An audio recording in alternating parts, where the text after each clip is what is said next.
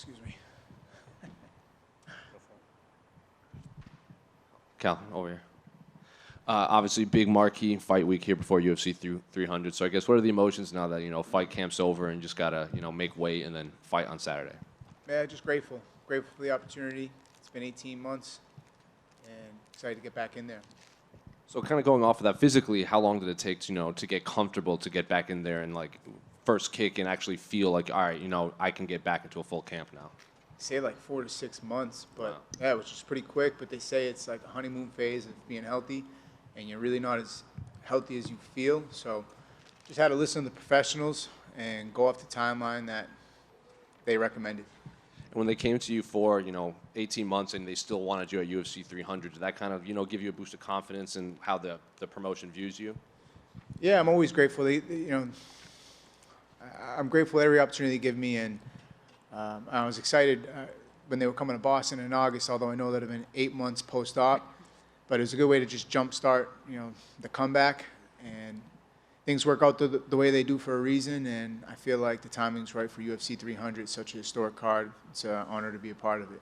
And when they came to you with Aljamain to welcome into the featherweight division, a New Yorker, obviously Boston guy, so there's obviously a built-in rivalry there. Well, I guess, did that get you even more excited that they were still giving you these former champions after 18 months? Yeah, definitely. Big opportunity fighting a former champ. Just if you want to be great and you want big moment opportunities, those are the guys you got to compete against. And I'm grateful I have another opportunity to step in there against a high-level opponent and show why I'm amongst one of the best in the division. And when he was at bantamweight, obviously he cut a lot of weight to get down there. He was just one of the physically bigger 135ers. Do you think his grappling can translate to 145 pounds? I mean, I'm planning on fighting the best Aljamain Sterling that steps foot in the octagon. So in my mind, he's gonna be at his best version, and I'm prepared to go wherever the fight takes me. In terms of the division, what do you make of kind of the development since your last fight? You got a new champion. Volkanovski's lost back-to-back knockouts. Brian Ortega's back in the win column. So what do you make of the 145-pound division? To me, it's great to see the movement within the division, just that they're competing again. Like I said before, I think Yair was dealing with either a suspension or just not fighting for a few years. He had some issues, and then Ortega being injured, myself being injured. There was a little bit of holdup and bottlenecking at the top of the division, so it's good to see some movement, and yeah, it's great to see. The final two for me. Can I get your thoughts on both the main event and then the BMF fight between Justin and Max? The main event and the people's main event? Oh, man, I'm excited for both. I hope that our fight gets over with soon enough that I can go out back, and I'm hopeful I'll have a chance to just watch it with nobody interrupting me. But, yeah, I'm really excited about both matchups. Hey, Calvin, right here. How's it going? Good, how you doing?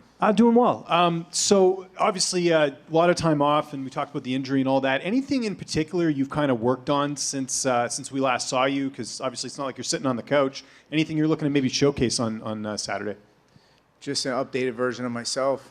Every time I step in there, I'm always looking to do that. So nothing new this time around. Sterling had referenced that you two had trained together when you were amateurs or something like that. What do you remember about that time? I was basically an amateur. I never fought amateur. I went pro right off the bat. But the time he's referencing, yeah, it was forever ago. And I made a trip out to Cortland, New York, I want to say, and trained with the Bomb Squad guys. It was a cool experience. And yeah, it was very brief. And I don't even know if we had really trained together at that moment, but we were in the same gym. And, credit to New England MMA kind of seeing itself at the highest level here at UFC 300 this Saturday. It's been almost 4 years since your last 3-round fight. Is the preparation any different? Just to maybe because again, you got to get it done within 3 rounds, right? Yeah, just getting going early and being disciplined for 17 minutes.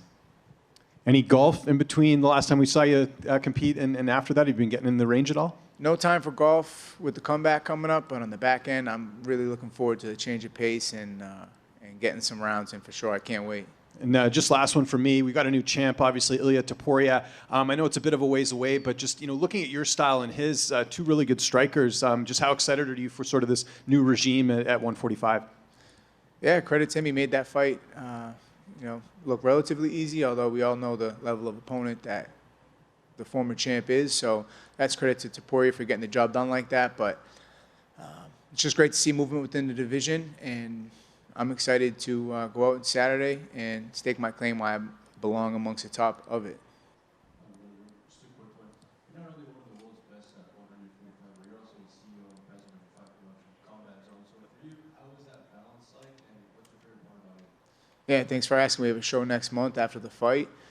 And it really, the best thing I can say about that is having a great team around you, man. It's not even just in my personal fighting, but for Combat Zone. If I didn't have a team around me for my personal fighting, I wouldn't be at this level. And I sure as hell wouldn't be able to focus on this as well, having a show next month, if I didn't have a great team at Combat Zone. So it's really motivating and reinvigorating when I get to be at the show next month where I made my pro debut, and fought 9 times for. It just puts things into perspective, and if it wasn't for Combat Zone, I wouldn't be in the UFC. It was the only promotion in New Hampshire, longest running in New England, so a lot of the New England greats came out of that company, and I feel a lot of pride in carrying the torch and just providing a stage for the local guys to get the opportunity that I have in front of me now and just show it's possible for the New England guys to get to the next level. Definitely. Nick Fiore, big Combat Zone guy. He did get his shot not too long ago. You'll see him back soon. Tom Pagliarulo, he's another up-and-coming guy.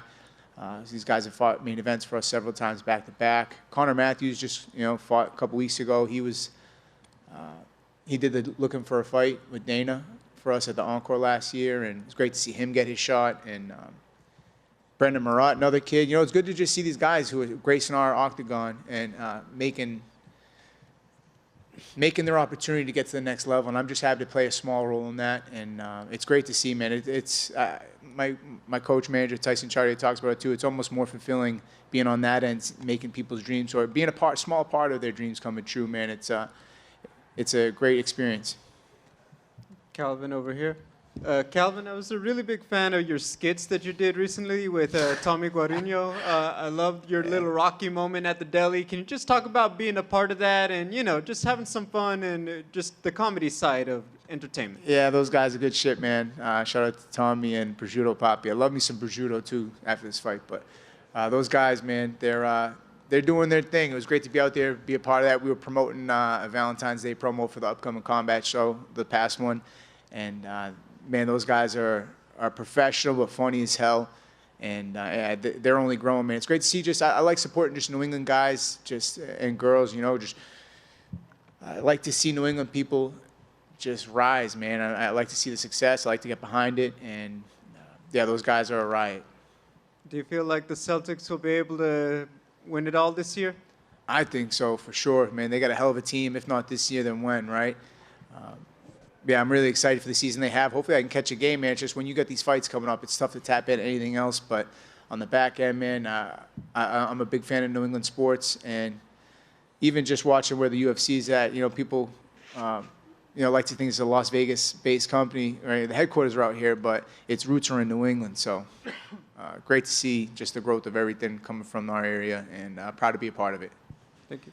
Calvin, one here in the back. To your left. Yes, sir. We have a lot of tape on Aljamain. You've been able to see a lot of it. Are you expecting the same Aljamain at 145 pounds or a different one? I'm expecting the best version of Aljamain that presents itself on Saturday. But I don't see him changing things up because I don't think he really has to. It's worked for him well, to get to the point he's at in his career. But I'm sure they'll have things in mind on how to take me out, but I got things in mind for him as well. We'll see who gets theirs off on Saturday night. Thank you. Calvin, this is your first 3-round fight since UFC 249. So I guess how was training camp? Like, was it not as not work on your cardio as much, or were you still a beast in there? No, I dog it every single camp, man. I push myself harder than anybody can push me, and almost to my detriment, man. Being this experienced at this point in my life, I try to listen to my body and pull back when I can, but that's always the issue. It's never putting in the work. And I always say, if I ever fall short, it's not because I didn't work hard enough. What's up with the Patriots? What is it? What's up with the Patriots? Next question.